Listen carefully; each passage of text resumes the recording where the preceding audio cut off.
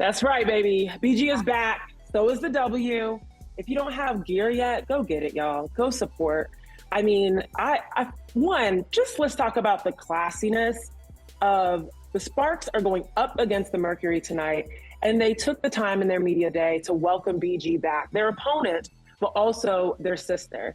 And that classiness just speaks to the level of the league, but also really gives you the vibe going into this season of just how excited everyone is to be back. There's like this electricity around the season, around the W, around the women, around the storylines. Oh, so many storylines. And of course, BG coming back is the biggest. Everyone has been so touched and moved by how poised she's been coming back, how grateful she is to be supported. The Athletic actually just did a story, Chantel Jennings, about the letters that people wrote to her while she was in detainment in Russia and how that kept her going. And you see how her teammates all last season, it wasn't just decals on the courts, it wasn't just decals on their jerseys, it was constant free BG till it's backwards, okay? I mean, there was constant reminders to the president, to the vice president, do whatever you can for our sister, not for our teammate, not for another player in this league, for our sister. And so I'm so excited for BG to come back. This is, I think it was Neka that mentioned, this is her safe space. And so it's gonna be so dope to have that be a big part of this season. Yeah, concur. I mean, there's not much more that I can add to this, but I think it's probably going to be incredibly emotional. So I'm already tearing up just thinking about it. I know. It's crazy. It's crazy what people seeing her getting back to who she was before. And then also the visual representation of her dreads being gone. Right. So it's like, we're going to see the new BG coming back, but we'll remember like what happened and what this means for her. And yeah, it's an emotional return. I don't know if there's many, I'm not sure of how many moments like this in sports you get to see because it is such a unique situation. This is I mean, there's nothing to describe it. So I can't even imagine, like I said, how emotional it's going to be tonight, but I'm just so happy for her return and looking forward to it. That is going to be the late game tonight at 11 p.m., but there are 3 other games coming on tonight. Which one are you to the most? Which game do you want to? I would say the Liberty and Mystics. And the reason why is because another one of the big headlines within the W is about these new super teams, right? So New York Liberty in the offseason acquired Jonquel Jones from the Connecticut Sun, as well as Courtney Vandersloot from the Chicago Sky, and already obviously had Sabrina Ionescu and Brianna Stewart from the Storm. So they stacked all the way up in New York. But the Mystics are stacked themselves. They've got some legitimate veterans on that team too that I think could be a dark horse. And a lot of people are saying this on Twitter, that they could be a dark horse to win the title or go far, at least, in the quest for that. So I'm excited to see the hype around the Liberty. How do they actually mesh? How do they actually, show up on this stage together? How has the very short off season that they get the time to play together in training camp, how has that come together to meld? So yeah, that's probably my signature game for tonight outside of seeing BG. What about you? Yeah, I mean, it's definitely BG just because of the return she's making and it's going to be so great. Like, there's no other game that can like excite me more. But, you mentioned like the Liberty and the Mystics, and the Liberty, one of the big storylines around them is that they are a super team, one of 2 super teams that we have for this season. So I just think it's cool that the W has super teams now. Maybe because I am a fan of a team that people once considered a super team, but in the Warriors, but you have Candace Parker, with the Aces, and then you have the Liberty with their newly formed team with Right. Breonna Stewart going there, and it's just going to be incredible. And I mean, the only thing that's a little weird is that like these two super teams are such a huge storyline of the NBA, and yet one of them has some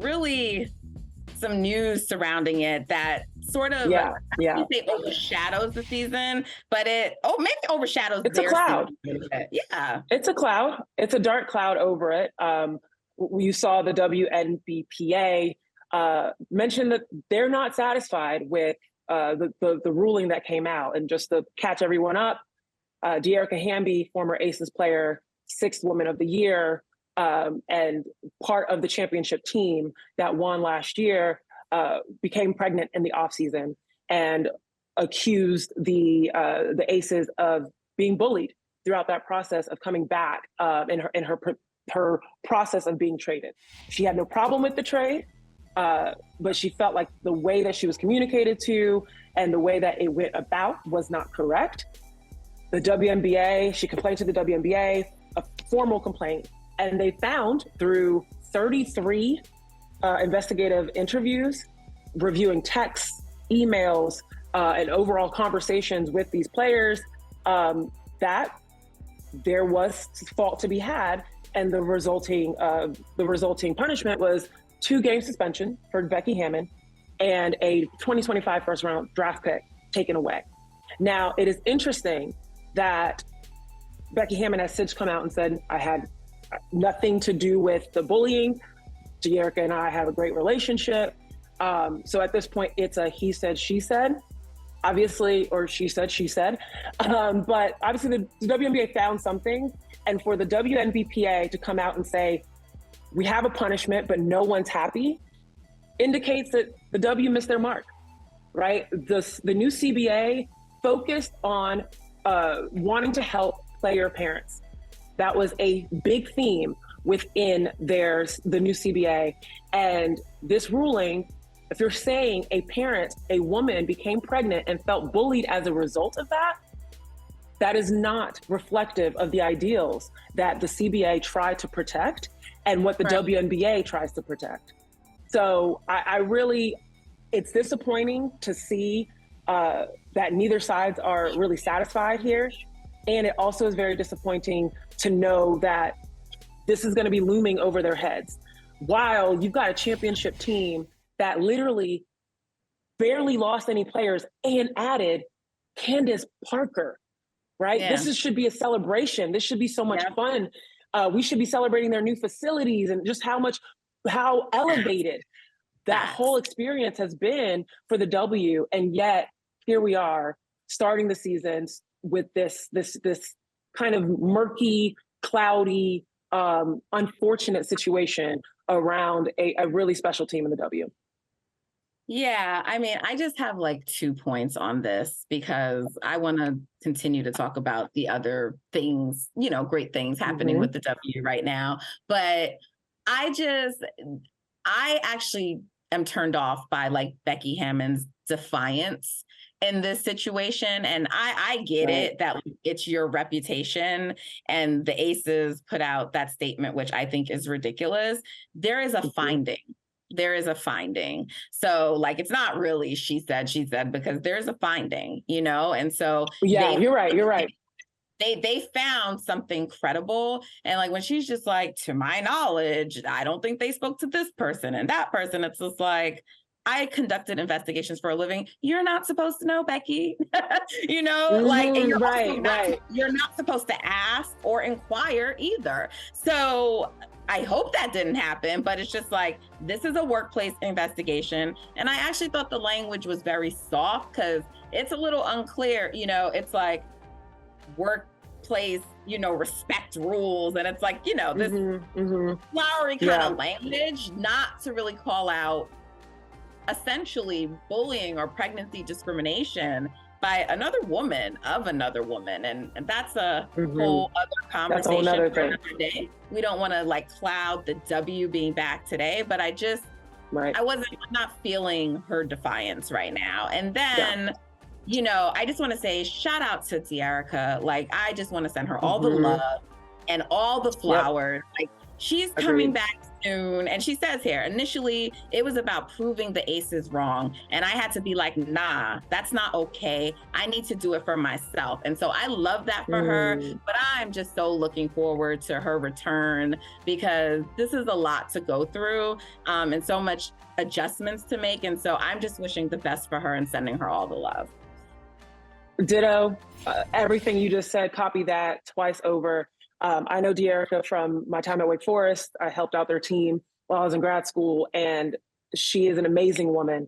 And to go against a team and file a formal complaint, knowing what could potentially happen, it's a brave and courageous thing to do.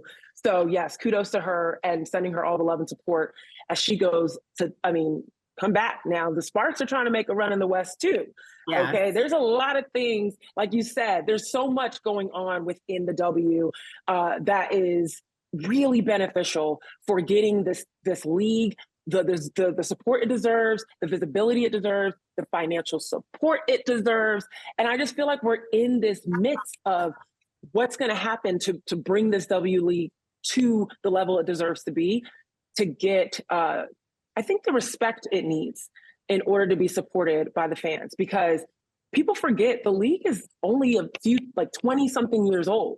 It's not the NBA, right? It's not 75 years. It's not the NFL 100 plus years. This is a pretty nascent league when you look at it in general. And so it's super exciting, all the changes that they made. So one thing to look at for this season, for example, the expansion of all the games. So even this weekend, every team in the W is going to play in this one weekend to start out. You've got 40 games that are going to be broadcasted across so many networks. So if you say you can't find a game, you're making excuses. That's it. You're making excuses. There's just so much I'm excited about. Another thing I am thinking that all of this kind of like bleeds into is people are caring that people are getting waived. Yes. I don't know if you've seen Twitter recently, but there have been a lot of announcements about rookies getting waived, about signature players, you could say, people that are not only really great players on the court, but also really great ambassadors for the league off the court, getting waived. There is a crazy statistic, or I think it was WNBA Hoops that mentioned it. There are 36 draft picks in a season, okay? 36 draft picks. Since 2012, all the way to 2023, only 4 years of those draft classes have kept more than 9 players out of that. 9 out of 36. Like, think about this. Look at this stat. 2023, 13 are still here. 2022, 13 are still playing in the league. 2020, 2019, 2018. Out of everyone else, they're not on a roster. It's not that they're not starting. They're not on a roster. Yeah. And so what we're seeing is what we saw recently with Alexis Morris, just came out of LSU, just won a championship, cut. You saw Bria Beal, came out of South Carolina, has won championships, has an amazing following in the South Carolina Gamecocks fan base, cut. You see Dee Richardson, one of the faces of the league, one of the ones that are not only ignited the New York Liberty last year, but her Baylor story, literally almost being paralyzed to coming back within a season to play in the WNBA and play well, cut. So it's really exposing expansion. We either need more roster spots or we need a new team or new teams.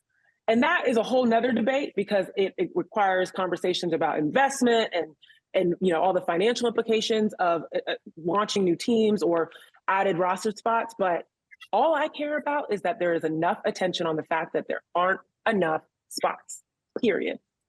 Yes.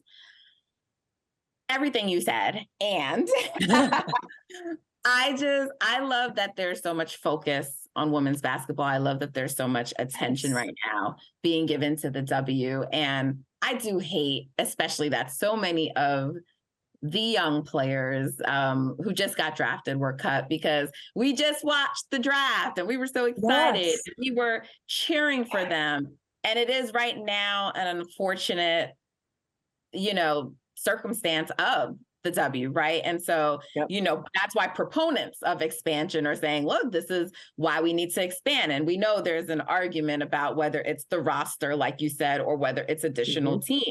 But we know that some form of expansion is necessary. We know that. We know that it's necessary. And, but until then, just, you know, remember to stay off Twitter with your thoughts. I know we get emotional and we get, you know, reactionary, but Alexis Morris, just be careful because, you know, the veterans are also still quality players and should still be playing. And not all of them. And, you know, WNBA Twitter, we talk about this, like that person need to retire and give up their spot.